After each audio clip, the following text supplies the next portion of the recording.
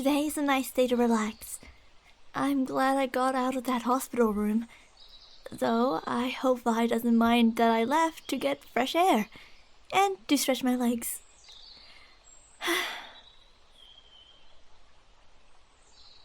I wonder what Mother is going to do with my hectic schedule.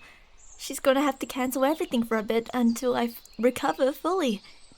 I hope General Grayson will be okay with this, especially when the sharpshooting competition is in a couple months. I hope my recovery won't affect my skills in the long run. I don't think it will, but I'm still a bit afraid, I think. I don't want to lose or fail General Grayson. I've practiced so hard just for me to mess it all up and fail. Plus, Mother and Father will be watching me. I have to perform at my very best. There's also that wonderful gala coming up soon. Will I even be able to attend that? I hope these won't scar me. Mother's friends from all over the nations will be joining us, including new families from what I remember, Father saying. Someone around my age from the Nolan family, I believe. That's going to be interesting. Perhaps I can make a new friend. Someone to keep me company when Vi isn't around me, perhaps. I just hope they're nice. I cannot handle someone who's rude and ignorant to me or others.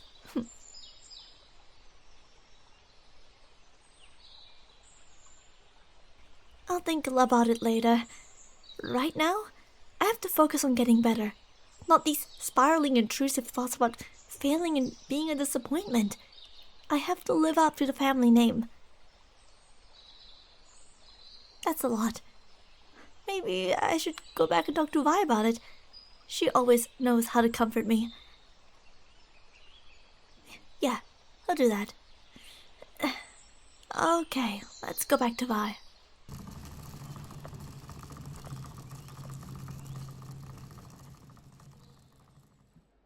So, Violet, your injuries are healing up quite well.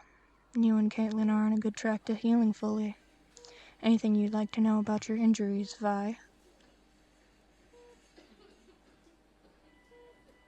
You're going to heal faster than her. You only suffered from a concussion from the explosion. Some wounds and bruises as well. We're monitoring your health to see if we've missed anything else. As a precaution, of course. Where is Miss Kirraman? She's told me she went to get some fresh air out in the courtyard. She's moving about out on a knee scooter. She might be coming back soon. Speaking of her, here she is.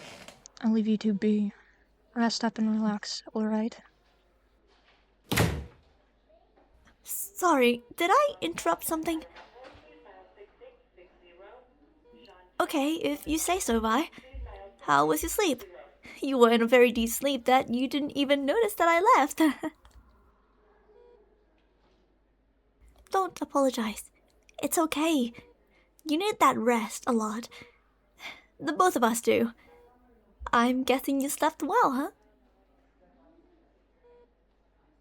So, what were you talking to the nurse about? From what I overheard, they said something about my name. Just about where I was. I'm sorry to have worried you. That I was missing Vi. I didn't mean to. I know I'm injured, but I'm fine. The medications they've given me have lowered my pain.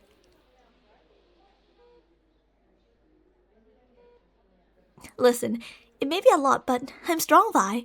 Almost as strong as you. You always tell me about that machine you use at Dawn to learn to fight. I must have a peek at it one day, if you'd let me. Make it a game? Like who lands the most punches at that poor dummy? I'll take you up on that offer. And I'll even win it. Is that a challenge? I'll show you who's boss.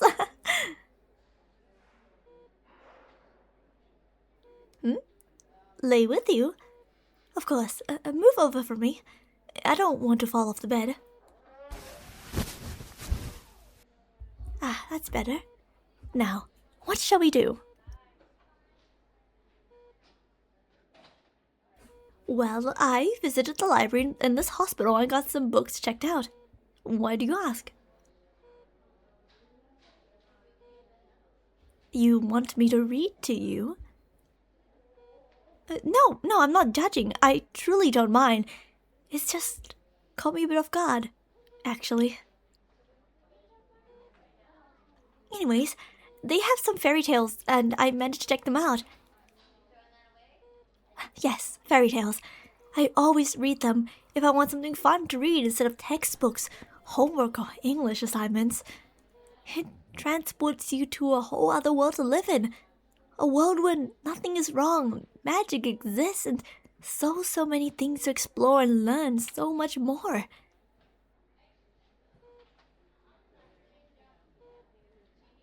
See, that's why I like it. Now, do have a look through the table of contents in the books. Choose whatever catches your eye, okay? Go on then, Violet. Ah, good choice. Now, cuddle into me and relax. I'll begin reading for you.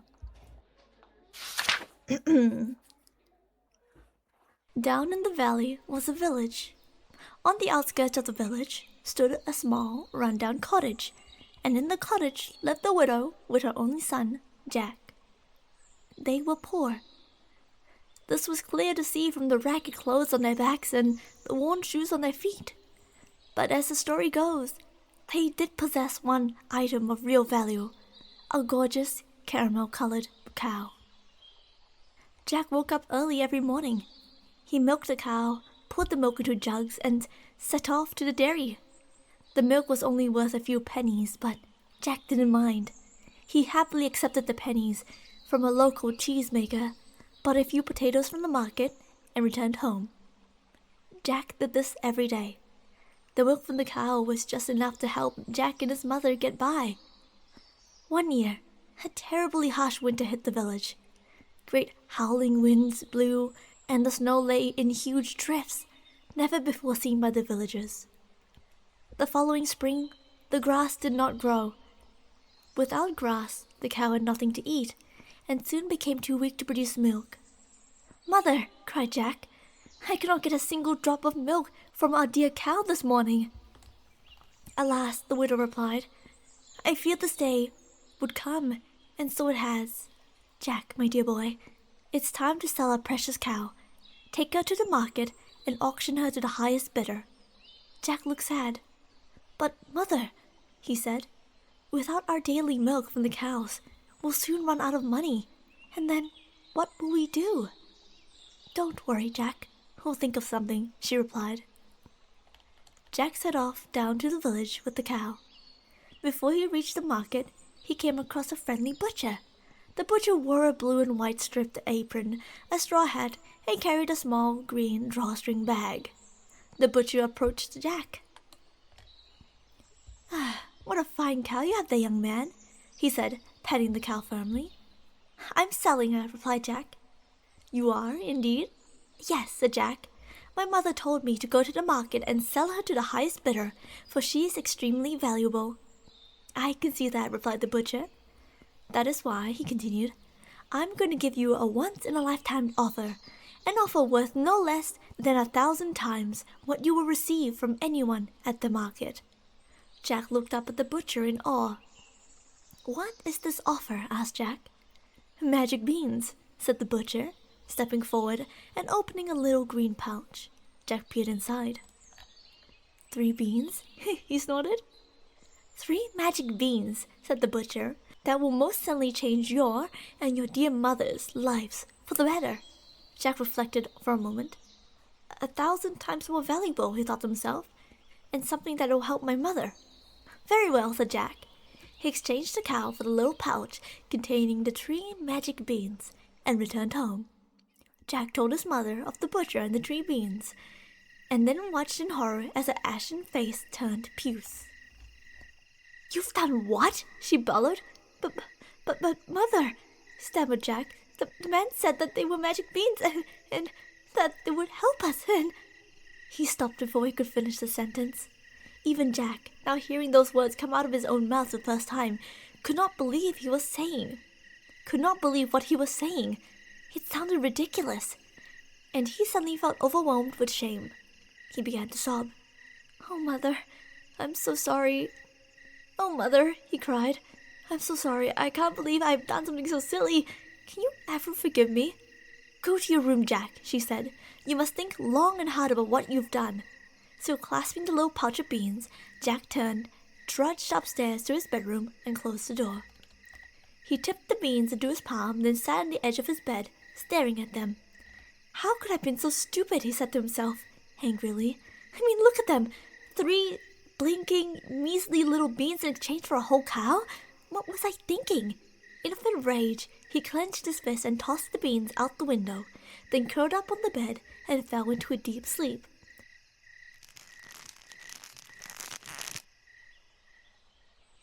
When Jack awoke, it was morning. This particular morning was bright and sunny, which was strange because the sun did not stream through Jack's bedroom window as it usually would. On this particular morning, his room remained dark. Jack ran to the window. What met his stare took his breath away. A giant beanstalk rose like 10 mighty oaks high up into the sky. "They were magic beans," Jack exclaimed. Perhaps they do hold great riches that the bushes speak of." That was it. Without a second thought, Jack jumped out of his bedroom window and onto the giant beanstalk. Great leafy vines snaked around the ladder, making it ever so easy for Jack to scale the sky-scraping stalk.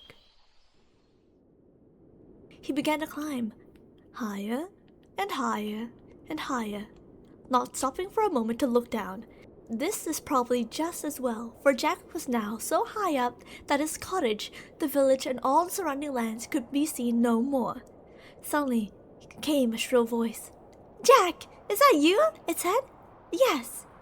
A tiny, beautiful fairy appeared and hovered in the air, just a few inches from the tip of Jack's nose. "I've been waiting many years to see you, Jack," said the fairy, "as I have a very important secret to tell you." Jack looked surprised. "Oh," he said. "You see, Jack," continued the fairy, "your father was once a very wealthy man." "My father is dead," said Jack.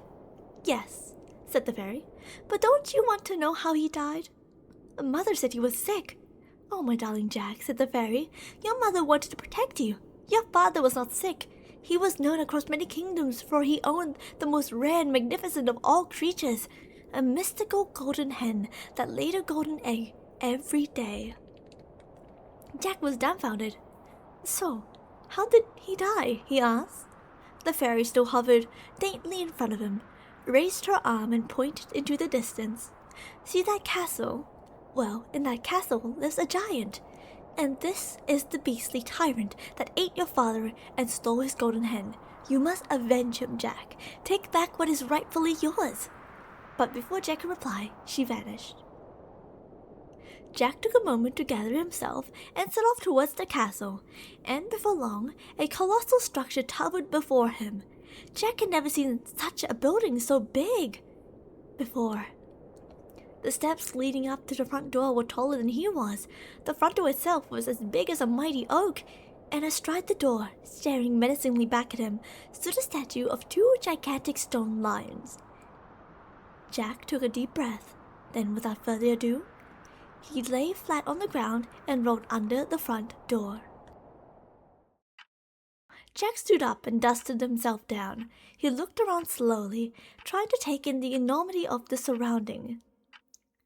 Huge, intricately carved woven doors lined the hallway in front of him, and a rug the length of a dozen buses lay upon the cold stone floor.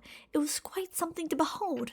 And then, all of a sudden, the ground started to tremor, followed by the sound of mighty footsteps. Thud, thud, thud. Suddenly, a door crashed open. The giant appeared momentarily with the golden hen clenched firmly in the palm of his hand.